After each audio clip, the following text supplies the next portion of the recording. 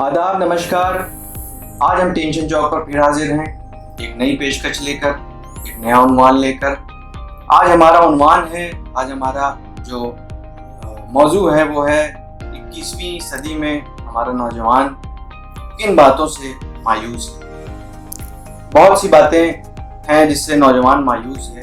उन्हीं सब मसलों पे आज हम बात करेंगे और हमारे साथ आज हमारे खुसूसी मेहमान डॉक्टर खुर्शीद रिजवी साहब हैं। डॉक्टर खुर्शीद रिजवी साहब के बारे में हम आपको कुछ बता दें। Doctor Khurshid Rizvi is a faculty in English and doctorate in English literature. आपका जो स्पेशलाइजेशन है वो जेंडर इश्यूज और फेमिनिज्म और ह्यूमन वैल्यूज पर है और काफ़ी थीसिस भी आपने लिखी हैं। तकरीबन 10 सालों का टीचिंग एक्सपीरियंस है आपका और कई पोएम्स आपकी पब्लिश होती रही हैं। अभी हाल ही में आपकी 5 पोएम्स पब्लिश हुई हैं, वो वीडियो में मेंशन किया है और अमेज़ॉन से आप उसको ऑर्डर भी कर सकते हैं। आप की एक रजिस्टर्ड एनजीओ भी है, आप उसके प्रेसिडेंट हैं जिसका नाम मासूमीन फाउंडेशन है, जो काफ़ी दिनों से, काफ़ी सालों से इंसानियत की खिदमत करती आ रही है। तो डॉक्टर खुर्शीद रिजवी साहब, बहुत बहुत आपका इस्तकबाल है। ये हमारे लिए खुशनसीबी है कि आप हमारे इस चैनल पर टेंशन चौक पर आए हैं और जो मौजू हमने चुना वो ये है कि हमारा नौजवान 21वीं सदी में किन बातों से मायूस है, क्या वजह हैं जो नौजवान को मायूस कर रही है। बहुत शुक्रिया आपका कि आपने दावत दी। मौजू और जो टॉपिक आपने लिया है वो बहुत अच्छा है और जिस दौर में हम सांस ले रहे हैं, जो हमारा पोस्ट मॉडर्न वर्ल्ड है, ये दौर असल में नौजवानों ही का दौर है। ये दौर यूथ का दौर है और यूथ की एनर्जी, यूथ की ताकत, यूथ के जो एस्पिरेशंस हैं उनको हमें अपने सामने रखना होगा और उनको एड्रेस करना होगा ताकि हम इन इश्यूज़ को एड्रेस करके अपने यूथ को सही डायरेक्शन में मोटिवेट और गाइड कर सकें। आज का जो यूथ है, अगर हम अपने मुल्क के कॉन्टेक्स्ट में बात करें तो हमारे यहाँ कुछ प्रॉब्लम्स बहुत बड़ी हैं, जिनमें से मेन जो दिक्कत है वो है एजुकेशन की। उसके बाद अनएम्प्लॉयमेंट आता है और उसके बाद मुख्तलिफ मीडिया इश्यूज़ हैं या टेक्नोलॉजी से रिलेटेड इश्यूज़ हैं। तो एजुकेशन की जहाँ तक बात की जाए, एजुकेशन को लेके हमारे यहाँ जो हायर क्वालिटी एजुकेशन है वो हो या जो गवर्नमेंट रन स्कूल्स हैं, उनकी हालत बहुत अच्छी नहीं है। आप देखिए कि अगर आप गौर करें तो देखें कि जो क्वालिटी ऑफ एजुकेशन है, अगर वो सिलेबस को देखा जाए या वो टीचर्स को देखा जाए या पढ़ाने का तरीक़ा देखा जाए या और जो रिसोर्सेज हैं, टीचिंग एड्स हैं, उनको देखा जाए, तो ये सब बहुत लो क्वालिटी के हमें नज़र आते हैं। जब यही बच्चा हायर एजुकेशन में कदम रखता है तो उसको बहुत से चैलेंजेस फेस करने होते हैं, जहाँ सबसे बड़ा चैलेंज ये होता है कि वो जिस बैकग्राउंड से पढ़ के आ रहा है उसके पास न ज़बान अच्छी होती है, न कम्युनिकेशन स्किल होती है, ना उसका विजन क्लियर होता है कि उसे करना क्या है। उसको इंग्लिश की सबसे बड़ी प्रॉब्लम उसकी बैरियर की आती है कि वो ज़बान बोल नहीं पाता है, समझ नहीं पाता है। उसको रट्टू तोता तो बना दिया गया मगर उसके इंटरेस्ट और जो उसका ओरिएंटेशन है उस पर बात नहीं की। आइडेंटिटी क्राइसिस है, यानी अपने को ही नहीं पहचानना है, खुद अपने को नहीं पहचानवाया गया। मेरा इसमें ये एक बहुत, यानी आपने बड़ी अच्छी बात कही आइडेंटिटी क्राइसिस की। ये इस वक्त का बर्निंग इशू है और मैंने अपनी पीएचडी में इसको डिस्कस भी किया है कि एक इंसान को पहले ये एजुकेशन का जो सिस्टम हमारे यहाँ है वो ये है कि हाँ, आप गए, स्कूल में दाखिला लिया और आपने पढ़ना शुरू कर दिया और फिर हमने एक सेट पैटर्न बना दिया है कि आपको यही चूज़ करना है और आप इन्हीं दो, यानी मेन स्ट्रीम इंजीनियरिंग मेडिकल में ही जाना है। उसके बाद एमबीए आ गया, फाइनेंस आ गया। होना ये चाहिए कि बचपने से आप ये देखें कि उस बच्चे का ओरिएंटेशन किधर है, उसके अंदर नेचुरल एबिलिटी किस स्ट्रीम की तरफ उसका ज़्यादा रुझान है। तो उन्हीं चीज़ों को सेलेक्ट करके फिर उसको उसी राह पे बढ़ा दिया जाए आगे, ताकि जो उसका इनबॉर्न टैलेंट है और जो अंदर से उसकी ख्वाहिश है उसको बाहर से ताकत दे के वैसे ही माहौल दिया जाए तो वो बेहतर काम कर सकता है। नहीं, ज्यादातर माँ बाप जो हैं, मैं सबको नहीं कह रहा हूँ जी, बच्चों को अपने हिसाब से गाइड करते हैं कि भाई तुम ये करो। ये बहुत बड़ा हमारे यहाँ एक चैलेंज है कि माँ बाप खुद जिस बैकग्राउंड से आए हैं, असल में पुराने से एक बड़ी अच्छी कहावत है कि अगर किसी दीवार की बुनियाद ही टेढ़ी हो तो बिल्डिंग जितनी बुलंद चली जाए वो टेढ़ी ही रहेगी। तो पीछे से जो एजुकेशन सिस्टम हमारा आ रहा है उस पर वर्क ही नहीं किया गया, इस लिहाज से कि ये देखा जाए कि इसका इंटरेस्ट किस तरफ है। इंटरेस्ट समाज ने तय कर दिया कि भाई यही 2 लाइन्स है, तो माँ बाप भी वैसे ही डाल देते हैं। तो ये जो मायूसी है उसी की वजह से आज देखिए कि सुसाइड रेट कितना ज़्यादा बढ़ गया है।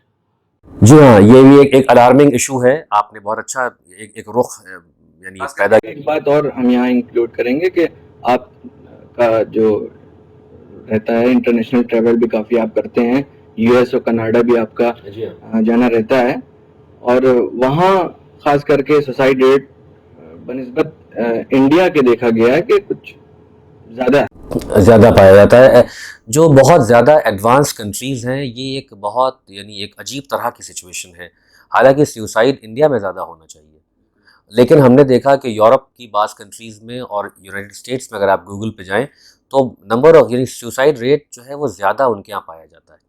ये एक पूरा एक इशू है जिसको जाहिर सी बात है कि इस छोटे से हम डिस्कशन में नहीं ला सकते, मगर आपने जिक्र किया है तो थोड़ी देर के लिए कि इसकी वजह यह है कि तमाम फैसिलिटीज़ और टेक्नोलॉजीज़ होने के बावजूद वो यूथ, उसके पास कोई डिवाइन और स्पिरिचुअल सेंटर नहीं है कि जिससे वो जुड़ के अपने यानी जिसे कहते हैं कि हदफ जो ज़िंदगी का है, जो उसकी लाइफ का मकसद है, ऑब्जेक्टिव है, उसको हासिल कर ले। क्योंकि वो उसे मिलता नहीं है। उसके सामने क्या है, ये डिग्री है, ये स्कूल है और ये जॉब है और घर वापस आना है। एक मशीनी ज़िंदगी है। इसमें अगर आध्यात्म भी आ जाए, यानी ये कि इंट्रोस्पेक्शन, अपने अंदर जाके अपनी कैपेबिलिटीज़ को समझना, अपने पोटेंशियल को समझना और किसी ऐसी ताकत से जोड़ना कि जो उसकी रूह को सुकून दे। ये जो आपने जो पूरा जो सिस्टम बनाया, ये तो बॉडी का सिस्टम बना दिया है, मगर रूह जो आपकी स्पिरिट है, आत्मा है, उसका सिस्टम जब खाली है तो फूड फॉर सोल गायब है। लिहाजा बॉडी तो अच्छी हो रही है लेकिन सोल भूखी रह रही है। ये डिप्रेशन का बहुत बड़ा फैक्टर है। हालांकि इस पर रिसर्च हो रही है और यहाँ हिंदुस्तान में भी काफी मोटिवेशनल स्पीकर जो हैं स्पिरिचुअलिटी पे काम कर रहे हैं, जैसे श्री श्री रविशंकर वगैरह हो, और भी बहुत से मोटिवेशनल स्पीकर्स हैं जो इन चीज़ों पर, इंटरपर्सनल स्किल्स पर, सॉफ्ट स्किल कम्युनिकेशन पर बहुत जोर देते हैं। लेकिन उसके बाद भी हिंदुस्तान में आप देखिए कि अभी किस मार्च की रिपोर्ट है, वर्ल्ड हैप्पीनेस इंडेक्स जो है, यूएन ने रिपोर्ट अभी आई है उसकी, कि इंडिया जो है वो 144वें नंबर पे आ गया है। तो ये भी एक खराब हिंदुस्तान की जो कंडीशन हो रही है। हमारी कंडीशंस असल में हमारे यहाँ वही है कि एजुकेशन की क्वालिटी जो अच्छी नहीं है, इंस्टीट्यूट्स अपना काम नहीं कर रहे हैं, टीचर्स भी उसी सिस्टम से निकले हैं कि जो सिस्टम रट्टा कराने वाला सिस्टम और नकल करके और प्रमोटेड पास करके टीचर बना देने वाला सिस्टम है, वही जब लॉट निकला है तो वो टीचर बन जाता है। तो वो ऐसा विशियस सर्कल है कि जिसमें कोई इम्प्रूवमेंट नहीं आ रहा है। फिर वैसे ही अनएम्प्लॉयमेंट रेट है। उसके अलावा टेक्नोलॉजी की मार है, नौजवान डिप्रेशन का शिकार है, उसको देर में जॉब मिलती है, उसकी अपनी तमन्नाएं नहीं पूरी हो रही हैं, वो साइकोलॉजिकली परेशान है, फाइनेंशियली परेशान है। इसकी वजह से जब ये सब इतनी प्रॉब्लम्स घेरेंगी तो हैप्पीनेस कहाँ जाएगी? अच्छा, ये भी एक सवाल आपसे करेंगे कि सोशल मीडिया जो है जी, इसने नौजवानों को, मैं ये मानता हूँ कि बहुत बेनिफिट्स हैं सोशल मीडिया के, बिल्कुल बहुत ज़्यादा हैं, लेकिन वही बात हो जाए कि बैलेंस नहीं बना पा रहे हैं। यानी इसमें भी उनको गाइडेंस और काउंसलिंग चाहिए। व्हाट्सएप चला रहे हैं तो व्हाट्सएप चलाते चले जा रहे हैं, हाँ जी हाँ, चला रहे हैं तो फेसबुक चलाते चले जा रहे हैं, पबजी जी हाँ, बड़ा फेमस, मुझे खबर नहीं है क्या वो, लेकिन देखता हूँ कि मैं अपने उसका ये इम्पैक्ट पड़ा है कि नौजवान, हमें बचपन में याद है कि हम फील्ड्स पे जाते थे, हाँ, तो स्टेडियम जाते थे या और भी जगह गए तो वहाँ देखा कि नौजवान कोई क्रिकेट खेल रहा, कोई हॉकी खेल रहा है, सही तरह तरह के गेम्स होते थे। लेकिन अब आप देखिए कि नौजवान क्रिकेट ऑनलाइन खेल लेता है। जी हाँ, लूडो ऑनलाइन खेल सब लेता है, सब कैरम कुछ ऑनलाइन खेल रहे कैरम हैं। ऑनलाइन खेल जी हाँ, लेता जी है, हाँ, यहाँ जी तक हाँ। कि फाइटिंग ऑनलाइन कर फाइटिंग लेगा, ऑनलाइन वॉकिंग कर लेगा। ऑनलाइन कर हाँ लेगा। हाँ, जी हाँ। तो ये बहुत बुरा असर पड़ रहा है सोशल मीडिया का। बहुत अच्छा एस्पेक्ट है ये।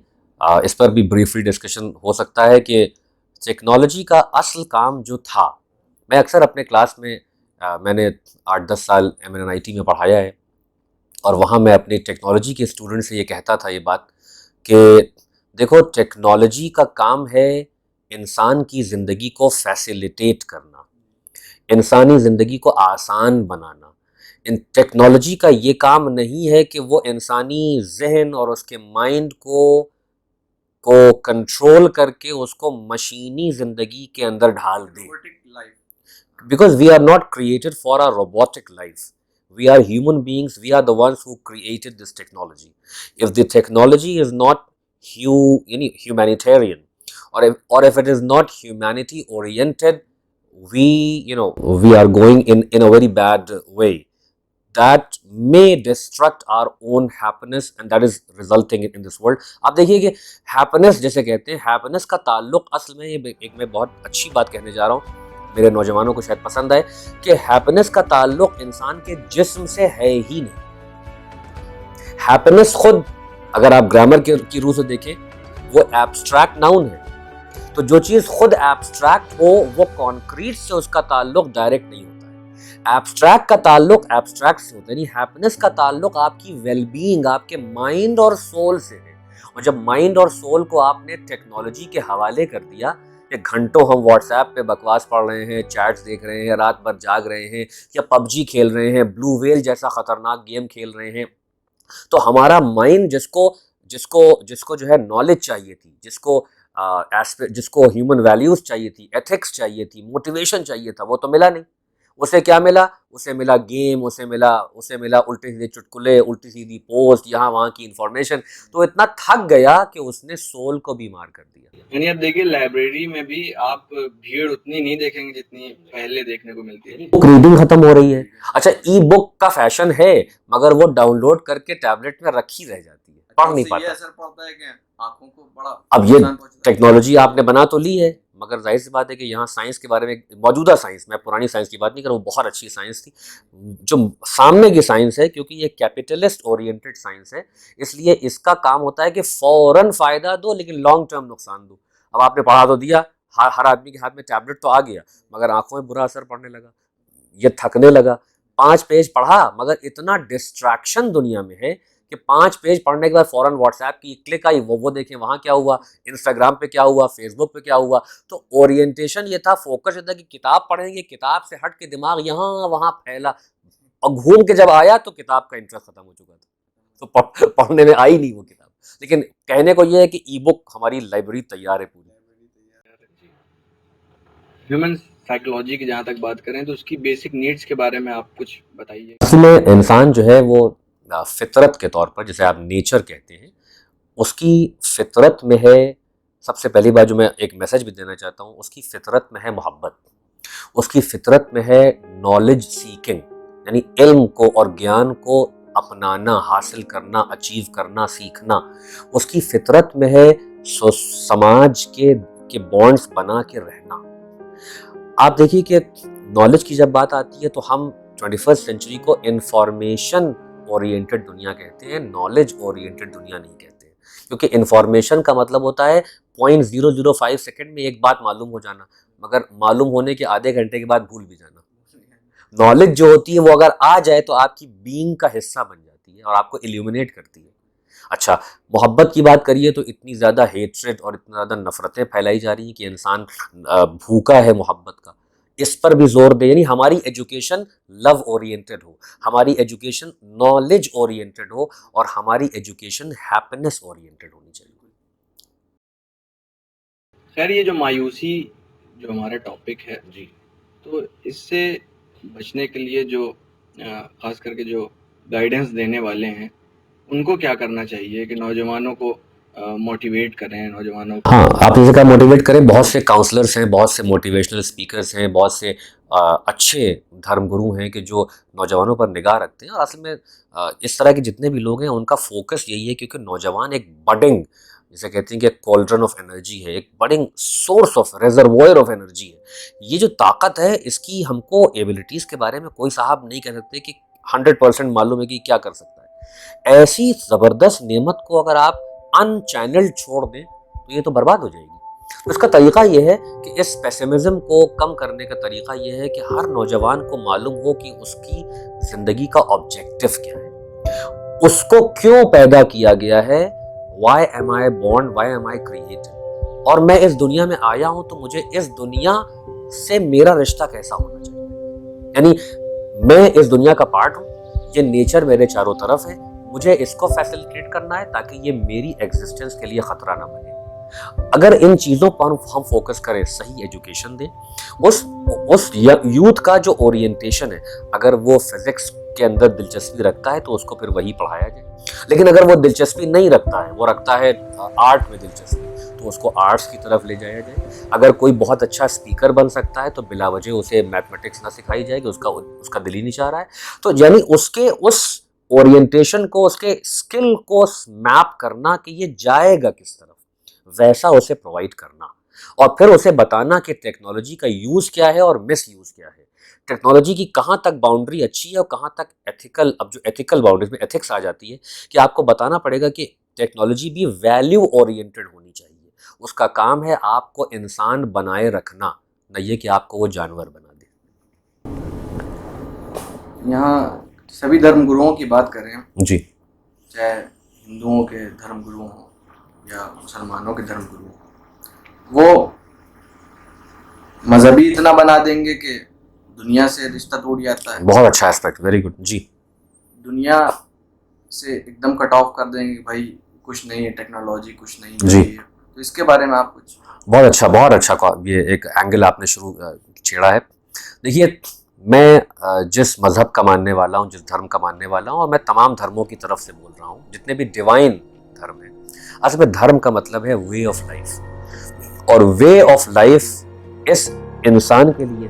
तो पहले हमें इंसान की तारीफ मालूम होना चाहिए, इंसान की डेफिनेशन के who is a human being, या और इसको अच्छा करें फिलॉसफी की ज़बान में, हु इज़ अ मैन, इंसान खुद है क्या। तो इंसान जो है वो सोल और मैटर से बना हुआ है। यानी हमारा जो धर्म होना चाहिए, जो इंसान के लिए आईन, जो सेट ऑफ रूल, जो वे ऑफ लाइफ होना चाहिए, वो ऐसा होना चाहिए जो उसके मटेरियल एस्पेक्ट और उसके स्पिरिचुअल एस्पेक्ट दोनों को सेटिस्फाई करे। न मुकम्मल दुनिया में चला जाए कि उसका आध्यात्म से, स्पिरिचुअलिटी से कोई रिश्ता ही ना हो, तब भी वो प्यासा और परेशान रहेगा, भटके। न ऐसा हो जाए कि गार में और गुफा में जाके बैठ जाए और दुनिया के लायक न रह जाए, क्योंकि उसे इसी प्लेग्राउंड में रह के खेलना भी है और अपने दामन को बचाना भी है। लिहाजा एक ऐसा सेट ऑफ रूल, एक ऐसी वे ऑफ लाइफ हो कि जो उसे बेहतरीन एजुकेशन भी प्रोवाइड करे, उसको अच्छी से अच्छी जॉब के लिए प्रेरित करे, उसको इंस्पायर करे, और जब वो मटेरियल दुनिया कमाए तो साथ में स्पिरिचुअलिटी के रास्ते पे भी चले। अनएम्प्लॉयमेंट बहुत बड़ी वजह है नौजवानों की मायूस होने की। हुकूमतें वादा करती हैं भाई हम तुम्हें इतने करोड़ रोजगार देंगे, इतने करोड़ रोजगार देंगे, सही, लेकिन उस वादे पे खरे उतरती नहीं है। देखिए लॉकडाउन में कितनी बेरोजगारी बढ़ गई, बहुत ज़्यादा। तो अब इसका क्या असर होगा, नौजवान तो फिर उसी तरह मायूस होगा। बिल्कुल, ये आप बिल्कुल सही बात। देखिए, ये ज़मीनी हकीकत है, ये ग्राउंड रियलिटी है कि हम स्पिरिचुअलिटी तक तब आते हैं जब हमने मटेरियल नीड्स को पूरा किया हो। तो बुनियादी जो चीज़ें हैं जो कि पूरी दुनिया मानती है, इससे कोई एक्सेप्शन नहीं है, कि रोटी, कपड़ा और मकान, ये अगर किसी यूथ के ज़िंदगी में हासिल होने में उसको प्रॉब्लम हो रही है, डिफ़िकल्टी हो रही है, उसको बहुत स्ट्रगल करना पड़ रहा है, तो वो उस फेज़ में मायूसी में का गुज़रता है। लेकिन अगर ये चीज़ें हों और उसको कहा जाए कि एक मुश्किल रास्ते से आके मिलेगा, डेफिनेट मिलेगा, तो वहाँ पर हम कहते हैं कि अब इस मुश्किल रास्ते को आसान करने के लिए आध्यात्म को साथ रखिए, यानी होपलेसनेस ना आने पाए। उम्मीद रखिए कि जो पूरे दुनिया का पालनहार है वो आपको पालेगा। वो कह रहा है कि हमने रास्ता बनाया है मेहनत का रास्ता, यानी घरों पे बैठो नहीं बेकार, क्योंकि बेकारी जो होती है, एक an idle mind is a lazy mind is a mind of a devil. तो बेकार में कि सुबह शाम व्हाट्सएप देख रहे हैं, माँ बाप परेशान हैं, कुछ करते नहीं, पढ़ते नहीं, इसका यानी ये पेसिमिज्म का रास्ता बनता है। इसको दूर करने के लिए ज़रूरी है कि प्रॉपर एजुकेशन चैनल क्रिएट किया जाए, अच्छी एजुकेशन दी जाए, और इस नौजवान को हर स्कूल और कॉलेज में, यूनिवर्सिटी में काउंसलिंग सेंटर का होना ज़रूरी है, ताकि जब भी किसी के अंदर ऐसे सिम्टम्स नज़र आएँ या ख़ुद उसे महसूस हो कि वो इधर उधर जा रहा है, डिस्ट्रैक्ट हो रहा है, तो वो सीधे जाए और जाके अपनी बात को रखे। मैं आपकी अपनी बात से इस बात को ख़त्म करूँगा कि फिर आपको इसको यानी आप बताइएगा क्या कहना है कि हर काउंसलिंग सेंटर की जिम्मेदारी है कि वो नौजवान को प्रॉपरली गाइड करे और उसे बताए कि डायलॉग से बढ़कर कोई चीज़ नहीं। आज एक पेसिमिज्म का बहुत बड़ा फैक्टर होता है कि इंसान घुट के रहता है, आइसोलेशन का शिकार है, और आइसोलेशन सुसाइड का नेबर कहा है एमएलए दरखी ने कि जो भी नौजवान आपको तन्हा दिखाई दे, अकेला दिखाई दे, सुसाइड का रास्ता उसके लिए आसान है। तो उससे बात करना, उसके अंदर के विचारों को जानना। मुझे लगता है सर, और काफी गौर करते हैं कि नौजवानों को कोई हाईजैक कर रहा है, नौजवानों की जिंदगी को हाईजैक कर रहा है। हाँ। और आपको एक छोटी सी बात बताएं, मिसाल में हिंदुस्तान में जियो बहुत बड़ी कंपनी, बहुत बड़ी कंपनी जी। जियो ने शुरुआत में नेट चार्जेस फ्री रखे। हाँ। ज्यादा मुख्तसर थे, बस सिर्फ वो सिम के पैसे लेते थे। धीरे धीरे नौजवानों को आदत पड़ गई बहुत जी। उसके बाद चार्जेस बढ़ा दिए। उसी पर रवीश कुमार साहब ने बहुत अच्छा जुमला कहा कि नौजवानों को तो बेरोजगारी का एहसास नहीं हो रहा, क्योंकि उनको 1.5 GB नेट फ्री मिल रहा है। तो इन सब चीज़ों के बारे में भी आप कुछ। बहुत अच्छी बात है, ये भी एक बहुत स्ट्रॉन्ग एस्पेक्ट है कि वही मैंने कहा ना शुरू में भी कि टेक्नोलॉजी का काम है ज़िंदगी को फैसिलिटेट करना और इंसानियत को बरकरार रखना। आपने एक नौजवान के हाथ में एक ऐसा टूल दे दिया, जाहिर सी बात है कि कोई दुनिया का माँ बाप 24/7 किसी बच्चे को मॉनिटर नहीं कर सकता। यानी अब ये फिर कभी हम अगर बैठे टेंशन चौक में तो डिस्कशन होगा। ये हो रहा है कि जो संस्कार है, वही मैं उसी तरफ आ रहा था कि ह्यूमन वैल्यूज और एथिक्स गायब है। तो अब माँ बाप जो है ने अगर उसकी एथिकल तरबियत नहीं की है तो बच्चा आज़ाद है, वो जो चाहे देखे, और ये फ्री इंटरनेट है, ये फ्री वर्ल्ड है। जब आपने 1.5 GB उसे रोज दे दिया तो वो फिजिक्स के फॉर्मूले पढ़ेगा कि वो बेहतरीन यूट्यूब की और टिकटॉक की वीडियो देखेगा। असर भी है कि घर में जैसे कोई हिंदुस्तान का स्लोगन है कि अतिथि देवो भव। हाँ।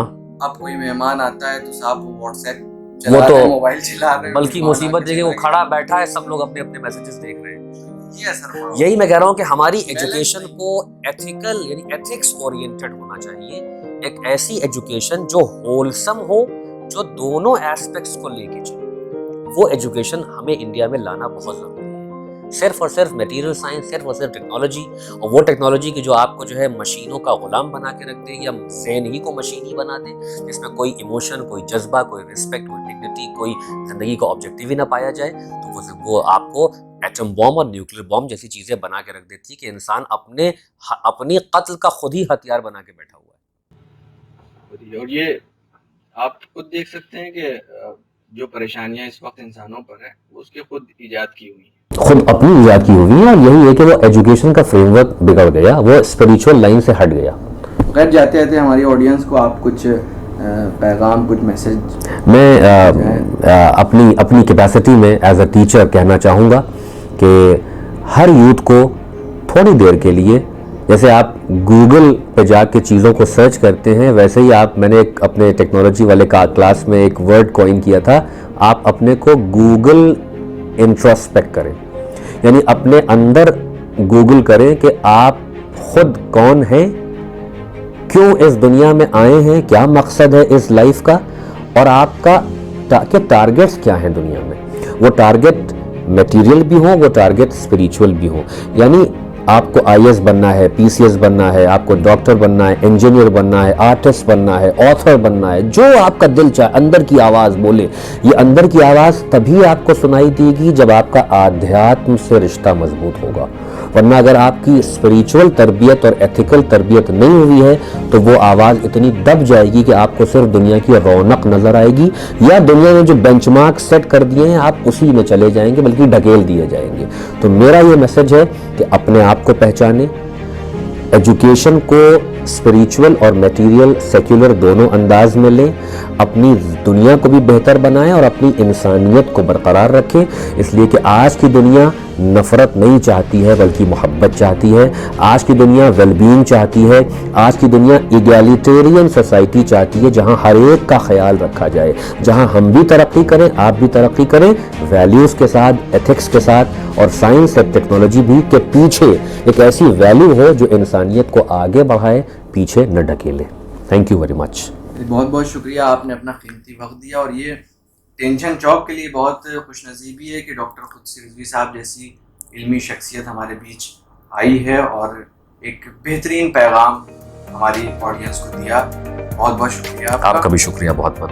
देखते रहिए टेंशन चौक और हमारे इस चैनल को सब्सक्राइब करना ना भूलिए। इस वीडियो को शेयर करिए और हमें सपोर्ट करिए ताकि ऐसी वीडियोज़ और ऐसी गुफ्तगू आपको फिर से दिखा सकें। बहुत बहुत शुक्रिया। आदाब।